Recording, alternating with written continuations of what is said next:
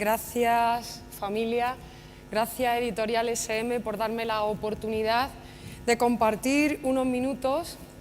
Espero que de verdad, desde el corazón, con vosotras y con vosotros, profesorado, en esta tarde, que habéis hipotecado vuestro tiempo libre para intentar encontrar un poquito de savia en este proceso tan difícil que es educar a los niños y a las niñas. Yo solo puedo agradecer la confianza de esas personas que me han dado la oportunidad de pasar estos minutos con vosotros y con vosotras. Hablar de retos me toca en 30 minutitos que os acompañaré, hablar de retos para la educación del siglo XXI, o sea, nada, retos para la educación. Y no solo retos, sino nuevas necesidades y además nuevas formas. Esto realmente es complejo y es muy complicado. ¿Por qué? Porque el siglo XXI no es algo que va a llegar, el siglo XXI es donde ya estamos viviendo. El siglo XXI es casi en 14 años pasado. El futuro está casi en el siglo XXII. Los niños y las niñas que nazcan en el día de hoy probablemente lleguen al siglo XXII. Y esto suena como muy complicado cuando se piensa, pero es realmente difícil. Y no solo esto, sino que los cambios que se están produciendo en la última década son tan rápidos, tan absolutamente rápidos, que por lo menos mi cabeza, mi melocotón, como yo lo llamo, que es esta cosa que llevo entre mis dos orejas, nunca se puede adaptar a estos cambios. Yo recuerdo que hace solo 18 años un vecino tenía un móvil, estábamos en la playa y salíamos todas las chicas a ver al muchacho del móvil, porque aquello era el muchacho era también, pero el móvil, ¿no? El caso era el móvil, porque el muchacho, ya que además de tal móvil por la playa así, aquello era un espectáculo impresionante. Sin embargo, en este momento, toda la sala tiene en su bolsillo, un aparatejo pequeñísimo con acceso al mundo, con acceso a cualquier acontecimiento, en décimas de segundo. Jamás lo hubiera soñado. Yo a veces pienso en mi abuelo y mi abuelo nunca, a pesar de que tenía una imaginación tremenda y me contaba las historias más maravillosas del mundo, nunca hubiese soñado que esto podría ser real, que esto podría ser así. Esos son los cambios, son las nuevas formas y evidentemente este profesorado comprometido, porque si no, no estaríais aquí esta tarde, es lo que nos planteamos cada día. ¿Qué hacer con estos nanos y cómo hacerlo? Evidentemente no estamos viviendo tiempos nada fáciles, sino que son todo lo contrario. Son tiempos muy difíciles y son tiempos muy difíciles en los que además el profesorado de todas las etapas suele tener la culpa de casi todo. Es decir, no están nuestros jóvenes bien preparados. Cuando el otro día hacían en Granada, yo vengo de Granada, y sabéis que allí tenemos un récord Guinness, que es el botellón. Tampoco es de enciclopedia, pero tenemos el Guinness de los récords en un botellón. Y hacían algunos periodistas una entrevista a los chavales que estaban en el botellón y les preguntaban por Suárez, y alguno decía que, bueno, que a lo mejor era un señor de la monarquía, ahí queda, o de una dinastía. Y si realmente ese es el futuro que nos espera es complicado. La verdad es que a veces las preguntas de los periodistas son tendenciosas y no es el momento de a un chico con una cuba en la mano preguntarle por no sé qué cosa, ¿no? Pero en definitiva es muy complicado. Los tiempos son difíciles, el telediario es triste, las noticias son muy tristes. No voy a hablar de todas esas nubes negras que pasan a nuestro alrededor, porque sé que las personas que habéis hipotecado la tarde no ponéis como excusa todas esas dificultades. Es decir, seguro que en la sala no hay nadie que ha dicho en estos años pasados: no salgo con mis niños o mis niñas de excursión porque estoy padeciendo los recortes. Seguro que no. Seguro que nosotras y nosotros nos vamos a comprometer con otro tipo de situaciones, vamos a protestar porque tenemos que hacerlo. Y tenemos que hacerlo porque la infancia merece absolutamente lo mejor, pero nunca esto va a repercutir en los niños. Decía Freire que hacer de la dificultad una oportunidad es siempre una posibilidad. Es cierto que todas y todos nos vamos a encontrar millones de piedras en el camino, pero también es cierto que esas piedras las podemos utilizar de 1000 formas diferentes. Algunos nos sentaremos sobre ellas, otros las saltaremos, otros las cogeremos con tanta rabia que las lanzaremos a alguien. Pero incluso habrá alguien que esas piedras que se encuentre, como decía el poeta, le servirán para sacar de dentro lo mejor, como hizo Miguel Ángel, o incluso para escribir poesía sobre ella. Podemos hacer de la dificultad realmente una oportunidad, no para nuestras vidas, sino para la vida de nuestros niños y de nuestras niñas. Porque los niños y las niñas tienen un defecto impresionante y además es un defecto universal, es un defecto que además no tiene arreglo bajo ningún concepto, y es que los puñeteros crecen. Porque si yo les pudiera decir, mira muchacho, ponte ahí un ratico y ya yo cuando se arregle, en fin, es que no puedo ni decir lo que se tiene que arreglar. Pues cuando se arregle eso que todas y todos sabemos, entonces yo ya vuelvo con una educación de calidad. Pues no, sabia ya. Pues no, proyectos diferentes ya, porque ellos y ellas crecen y porque ellos y ellas son los que me tienen que cuidar y son importantes. ¿Y cómo hacer un modelo comprensivo e inclusivo? Pues yo opino que basándonos en un modelo donde la pregunta sea la clave y no la respuesta, donde realmente aprender a preguntar sea un éxito, donde los niños y las niñas tengan la necesidad de conocer, para lo que tenemos que potenciar la pregunta. Un día le pregunté a mi hija qué había aprendido en el cole y me dijo que nada. Y yo le digo, hombre muchacha, ¿cómo después de 6 horas de clase no has aprendido nada? Esto es imposible. Y me dice, no, esto era por teléfono, por aquello de viajar hablo mucho con mi hija por teléfono. Segundo de la ESO. Me dice, no mamá, nada. Digo, ¿cómo que no has aprendido nada? Esto es imposible. Dice, nada. Digo, venga, repasemos el día. Me dice, mates. En mate hemos corregido los ejercicios, los tenía todo bien, no aprendí nada. Y así hizo el repaso de las 6 horas, es que no tengo tiempo para contaros toda la historia. Y le digo al final de su discurso, digo, pero bueno, cariño, a ver, Elena, ¿qué es lo que has preguntado en todo el día? Y me dice, mamá, no pregunté nada. Digo, por eso no aprendiste, no has preguntado nada. Dice, mamá, en el cole no se puede preguntar. Digo, ¿cómo que no se puede preguntar? Dice, mamá, tú y el Tonucci no os enteráis, en el cole no se puede preguntar. Digo, ¿pero por qué? Dice, mira, en el cole se pregunta por dos cosas. Una, porque has estado distraída y no te has enterado, dice, y eso es muy mal rollo que se entere el profe. O dos, porque eres tonta y no te has enterado, eso es peor. Así que mejor no preguntes y luego soluciona. Esto es muy serio. Mi hija no puede tener, esto era en segundo porque fue el año pasado, no puede tener en segundo de la ESO este concepto. Pero bueno, tengo una buena noticia. Al final de la historia me dice, bueno mamá, sí he aprendido algo. Digo, ¿qué pasa hija? ¿Qué aprendiste? Dice, en el recreo, sé que esto fue finales de abril, en el recreo he aprendido a doblar las palmas por bulería, porque viene el Día de la Cruz. Digo, menos mal que hubo el recreo. Quienes tienen el poder realmente no tienen... o sí tienen mucho miedo a plantearse la innovación. Por eso, nosotras y nosotros que aparentemente no tenemos el poder, tenemos realmente el verdadero poder. Y por eso es el profesorado el que debe tener en sus manos las posibilidades de innovar. Y queremos innovar no cavando más profundo en el mismo hoyo, sino haciendo hoyos diferentes. Queremos innovar porque, como decía Einstein, si queremos una sociedad diferente, tenemos necesariamente que hacer cosas diferentes. Y nuestra sociedad, y nuestros niños, y nuestros maestros, y nuestro profesorado, y en general, todo lo que merece la pena en esta vida, somos capaces de superar muchas utopías, muchas mentiras y muchas noticias que nos dicen en televisión simplemente para ocultar lo que de verdad pasa y lo que es esencial. Decía el profesor Stinghouse que en el mundo hay dos tipos, en la educación hay dos tipos de profesorado.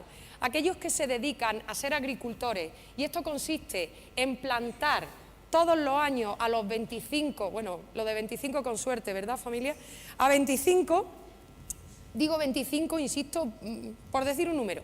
Y tú te planteas a principios de septiembre que tus 25 sean homogéneos, sean iguales, sean igualitos, y que además salgan, como decimos en Andalucía, muy parejicos. Esto se entiende aquí en Valladolid, que habláis tan bien que me da hasta vergüenza estar hablando.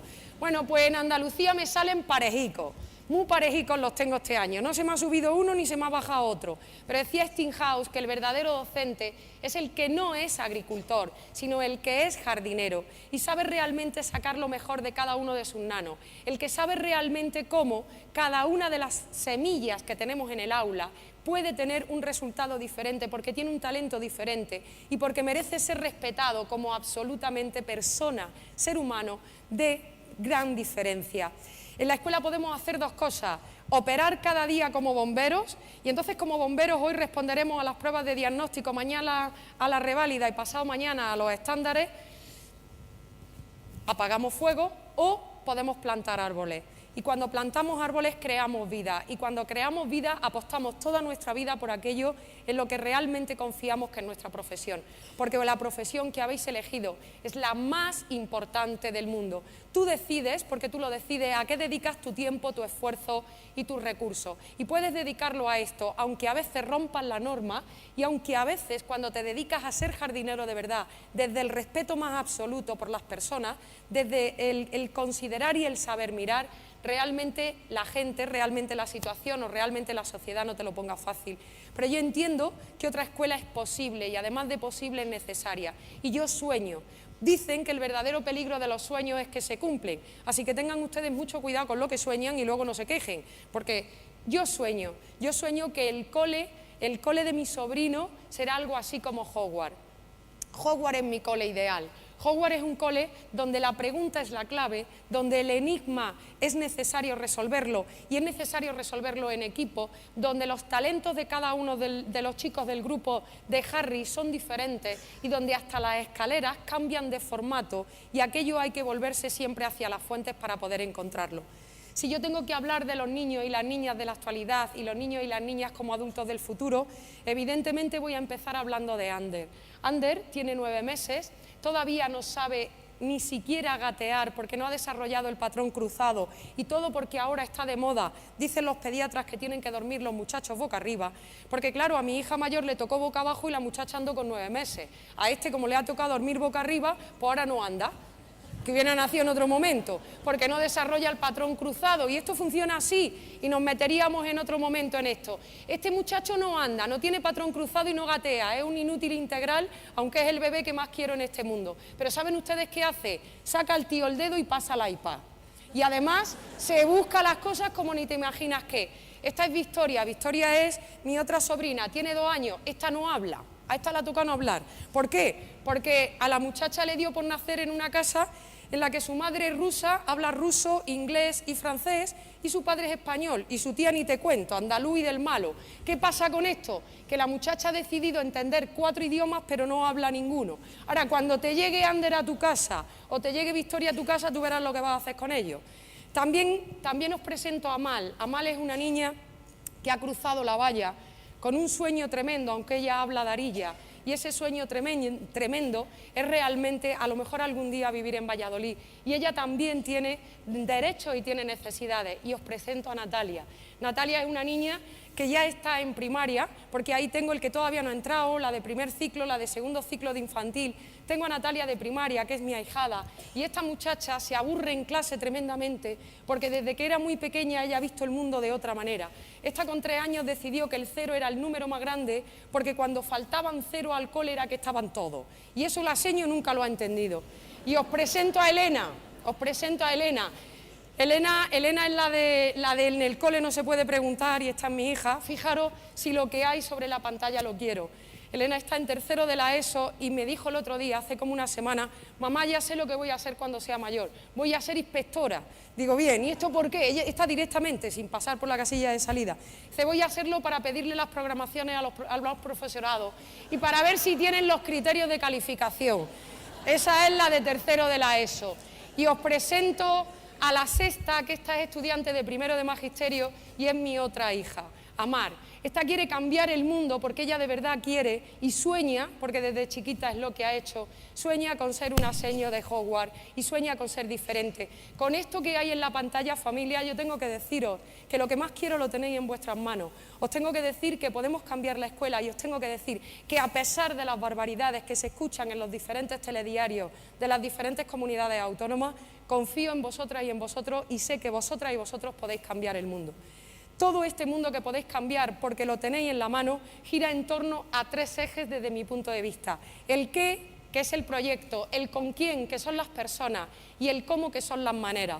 Sabiendo que no hay cualquier manera para cualquier qué, ni hay cómo entrenar ese con quién, si no es desde el apartado de la razón y del corazón.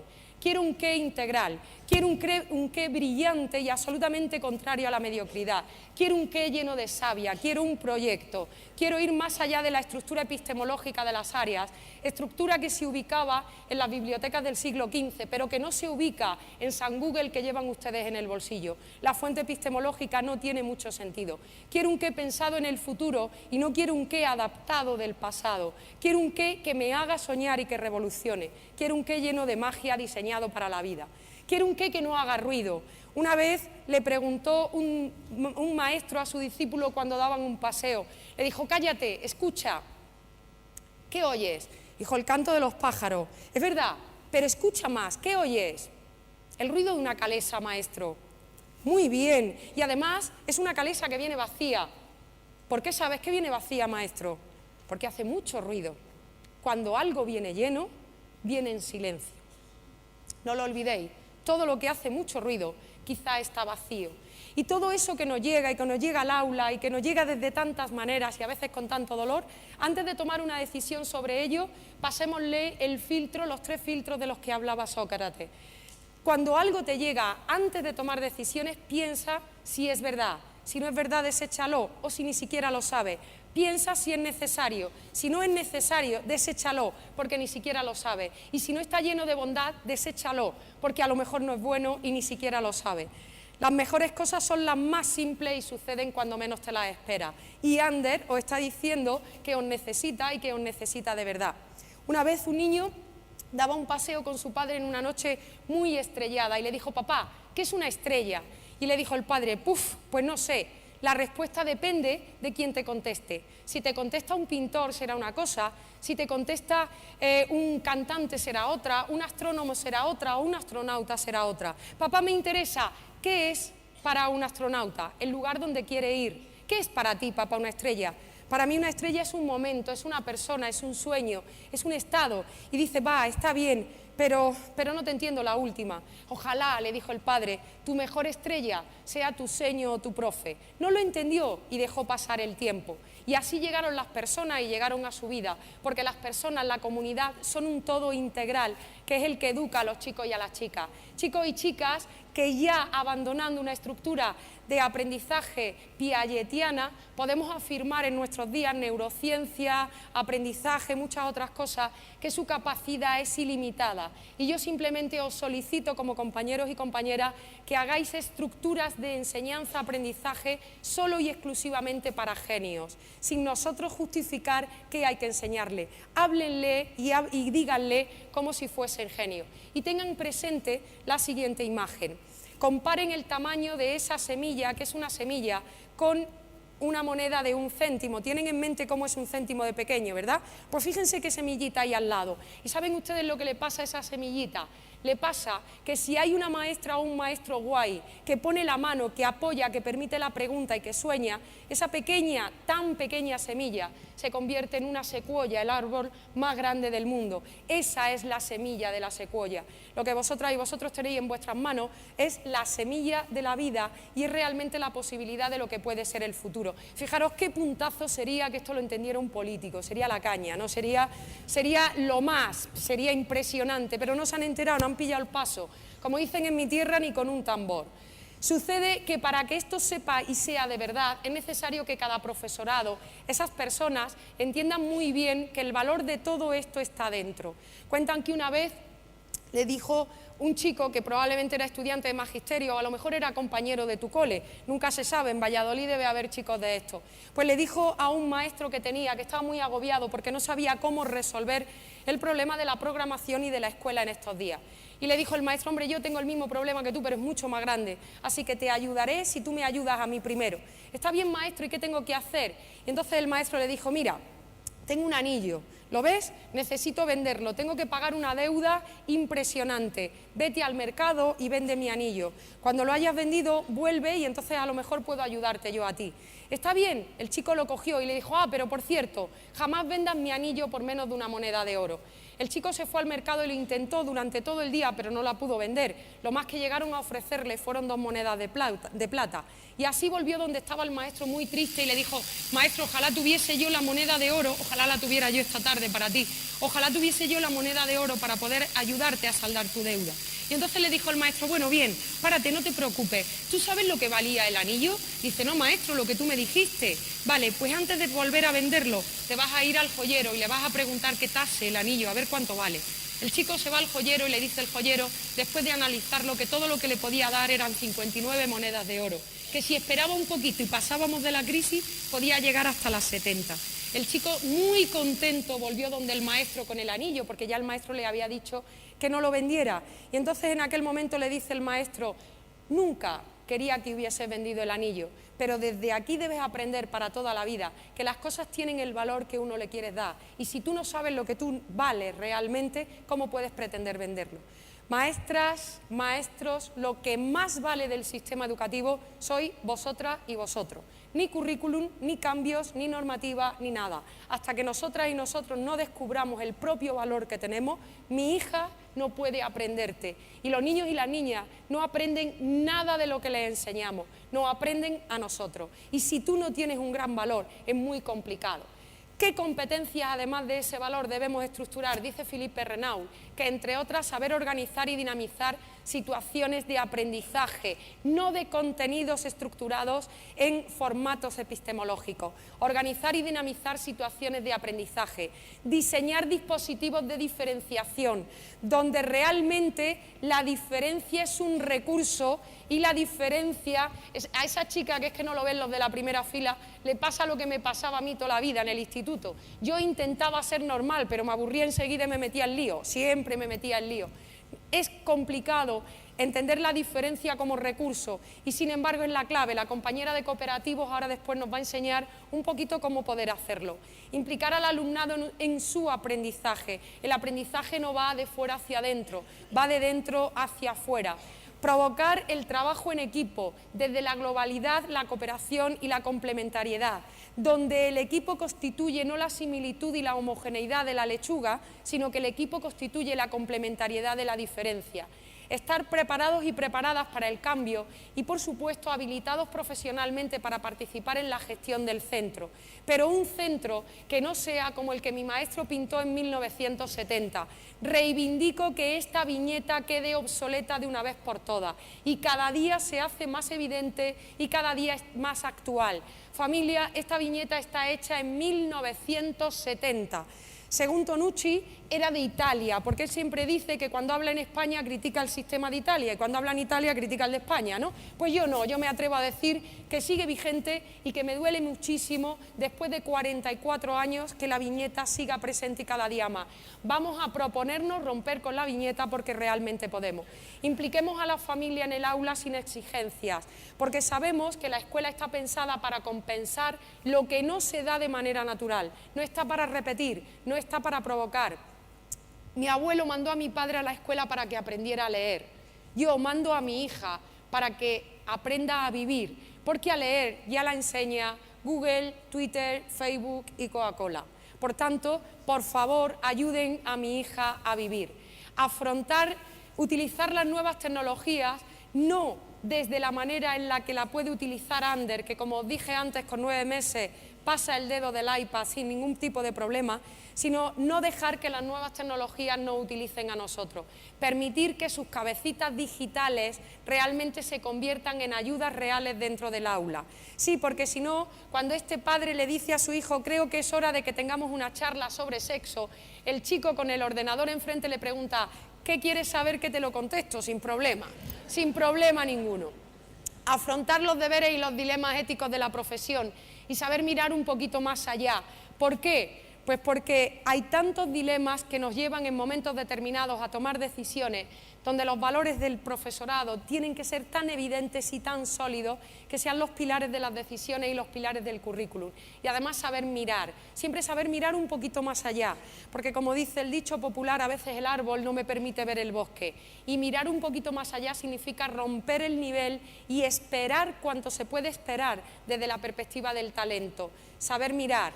Cuentan que había una vez una estatua que durante muchísimos siglos estuvo en un templo en Egipto y en aquella estatua había un cartelito que decía golpear muy fuerte en este lugar para encontrar el tesoro más maravilloso nunca soñado. Muchos buscadores de tesoros se iban hasta la estatua y le golpeaban por todas las partes. La piedra era tan dura que ni se inmutaba. Hasta que de pronto un día fue una maestra. Es verdad que ayer era de Toledo, pero es verdad que hoy va a ser de Valladolid. Pues fue una maestra la que llegó a este templo y allí en el templo esperó, dio un paso atrás, miró y observó. Porque, como dice Tonucci, para ser docente hay que tener ojos de niño, hay que tener la oreja verde, hay que tener el sabor, el paladar del cocinero y hay que tener el sentido de la espera. Pues esta maestra de Valladolid dio un paso atrás mirando la estatua y entonces esperó que fuese justo las 12 del mediodía, cuando un rayo de sol que entraba por un ventanuco del templo se proyectó sobre la estatua que tenía la mano levantada con el índice así, proyectaba la sombra sobre una baldosa del final del templo. Esta maestra de Valladolid se fue hasta la baldosa, golpeó muy fuerte en la baldosa y allí encontró la entrada de una cueva impresionante llena del mejor tesoro que nunca se hubiera soñado. Maestras y maestros, saber mirar siempre un poquito más allá, porque ahí está la clave y la esencia de la esencia de la educación. Organizar la formación continua, otra de las claves y de los pilares de las competencias del docente. Educación infantil, que para mí es la etapa más importante de todo el sistema educativo, con mucha diferencia, no es pinta, recorta y colorea, donde lo puede hacer alguien. En educación infantil se hace neurociencia, en educación infantil se hacen inteligencias múltiples. El señor Suárez nos explicará cómo se hacen estrategias del pensamiento, es decir, es la clave, pero tenemos que estudiar, familia. Organicemos la formación continua. Y si hago referencia a infantil es por falta de tiempo, infantil, primaria, secundaria, universidad. Yo tuve la suerte de pasar por todas las etapas del sistema educativo y evidentemente donde más pedagogía aprendí fue siempre en las etapas donde los nanos son más bajitos, a ras de suelo. La verdadera pedagogía no está sobre la tarima, la verdadera pedagogía esta tarde no está encima de esta tarima, sino que está a ras de suelo. Y con toda esta perspectiva, nuestros niños y nuestras niñas nos van a ver con todas esas características. Yo siempre comento, esto es un dibujo sobre mí y no sé cómo lo ven, alta, guapa y con falda, si ni alta, ni guapa, ni con falda nunca, pero ellos me ven así. ¿Por qué? Porque los nanos nos aprenden a nosotros y nos aprenden porque nos quieren y nos quieren porque nos hacemos transparentes. Un niño me decía un día, señor, no te preocupes, no nos lo tienes que contar. Digo, ¿y eso por qué? Dice, porque los niños tenemos los ojos translúcidos. Digo, ah. Y dice, lo vemos todo, todo, todo, todo, todo. Así aprenderemos a amarnos de verdad. Y cuando nos amemos de verdad como docentes, comprenderemos que en cualquier circunstancia estamos en el lugar correcto y en el momento preciso. Y entonces aprenderemos a darnos cuenta de que merece la pena mirar. Dejaremos de desear otra vida y comenzaremos a comprender los porqués del futuro y el principio de trascendencia de nuestra propia existencia. Y comprenderemos que nada puede decepcionarnos si la intención es excelente y además aprendemos que la pedagogía del error no es un pecado, sino simplemente es el éxito. Cuanto más grande sea la base de tu pirámide, mucho mayor será tu propio crecimiento personal. Construye la base de tu pirámide profesional desde la formación, las habilidades intrapersonales, las habilidades interpersonales y la propia cultura. Y así modifica las maneras. De manera nos van a hablar los compañeros y las compañeras que vienen a continuación, sabiendo que lo importante en la esencia está desarrollar las habilidades creativas de nuestros niños para que respondan a las dificultades del mundo, intentando no hacer de la mediocridad el deporte nacional y sí haciendo con alma, corazón y vida que las ideas se transformen en acciones y no las acciones en ideas, transformando realmente nuestra aula, haciendo un sitio para el reto, un Hogwarts, estructurando un Dumbledore, haciendo que Harry juegue con Hermione y con Ron a cambiar el mundo, porque realmente pueden encontrar la solución al enigma, siempre con las pistas que pone su profesorado, pero nunca con la respuesta directa por parte de estos. Permitir y fomentar las nuevas ideas. Y para ello la clave está en planificar y diseñar el método, porque lo que el alumnado aprende es el método, no lo que contiene el método. Lo que el niño y la niña aprende es el método. Por tanto, hagamos un método con una estrategia realmente aprendible, sabiendo, familia, de verdad, que la comodidad no genera resultados, que la única manera de crecer es la incomodidad y que tú decides si pasar en la vida como una oveja cómoda, tumbada para que la lleven en el rebaño donde estime oportuno el pastor o el que pase por allí, o tú decides coger las riendas de tu propia vida y tomar las decisiones. Tú decides. Transformar la educación no es añadir, transformar la educación es modificar lo que hay para obtener mejores resultados, siempre con menos esfuerzo. Familia, cuando llevéis propuestas nuevas a vuestros coles, no digáis y además vamos a, no, siempre tenemos que decir en vez de, siempre en vez de. Hemos plantado una semilla, hemos hablado de estrellas. Cuando la semilla crece y da fruto, aparece la estrella. Fíjense, apareció la estrella. Por eso Alejandro y Javier, un día, buscando la estrella y partiendo una manzana justo de forma transversal, la encontraron dentro. Aquel día que os cueste mucho llevaros manzanas al cole y hacer que vuestros niños y vuestras niñas encuentren su propia estrella. Porque los niños y las niñas, con vuestra ayuda, van a aprender a preguntar y van a aprender realmente a buscar para encontrar su estrella. Porque vosotros podéis, porque ellos pueden y porque nosotros, desde nuestra humilde posición, simplemente para compartir con vosotras y vosotros esta tarde, realmente creemos que un cambio es posible. Así que solamente deciros que gracias por estar aquí, gracias por escuchar y fundamentalmente gracias por imaginar.